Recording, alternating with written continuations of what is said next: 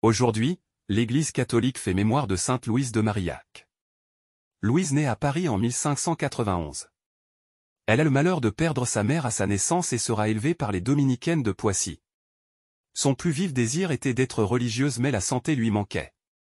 Elle épouse Antoine le Gras, destiné à un brillant avenir mais emporté très tôt par la maladie. Devenue veuve à 34 ans, elle est dévorée de doutes et de scrupules. Une triple rencontre la sauvera du désespoir. D'abord celle de François de Sales qui l'oriente vers l'évêque de Belley Jean-Pierre Camus, lequel lui fera connaître Vincent de Paul. Monsieur Vincent pacifie son âme, y découvrant d'immenses grâces de cœur et de charité. Son fils unique Michel étant entré au séminaire, Louise se consacre désormais à Dieu seul dans le monde. Elle ne change rien à sa vie ordinaire, tout en créant un groupe de dames associées dans les charités. C'est le germe des filles de la charité. Leur premier engagement est célébré à Paris le 25 mars 1634. Louise de Marillac et Vincent de Paul œuvrent ensemble pendant 35 ans. Soulevées par la liberté de l'Évangile, la mission des filles de la charité est la suivante: elles auront pour monastère une maison de malades, pour cloître les rues de la ville et les salles des hôpitaux, pour clôture l'obéissance, pour cellule une chambre de louage, pour grille la crainte de Dieu et pour voile la sainte modestie.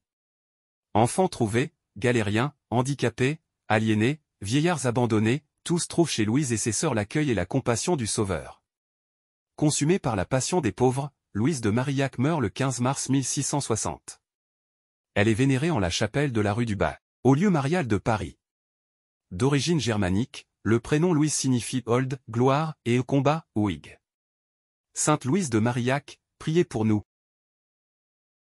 Évangile de Jésus-Christ selon saint Jean. En ce temps-là, Jésus parcourait la Galilée. Il ne voulait pas parcourir la Judée, car les Juifs cherchaient à le tuer.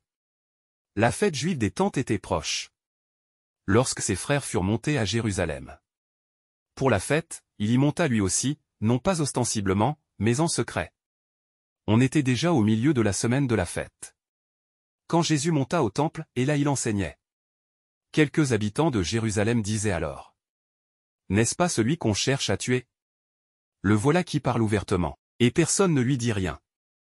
Nos chefs auraient-ils vraiment reconnu que c'est lui le Christ? Mais lui, nous savons d'où il est. Or, le Christ, quand il viendra, personne ne saura d'où il est. Jésus, qui enseignait dans le temple, s'écria: vous me connaissez? Et vous savez d'où je suis? Je ne suis pas venu de moi-même. Mais il est véridique, celui qui m'a envoyé, lui que vous ne connaissez pas. Moi, je le connais. Parce que je viens d'auprès de lui, et c'est lui qui m'a envoyé. On cherchait à l'arrêter, mais personne ne mit la main sur lui, parce que son heure n'était pas encore venue. Acclamons la parole de Dieu. Louange à toi Seigneur Jésus.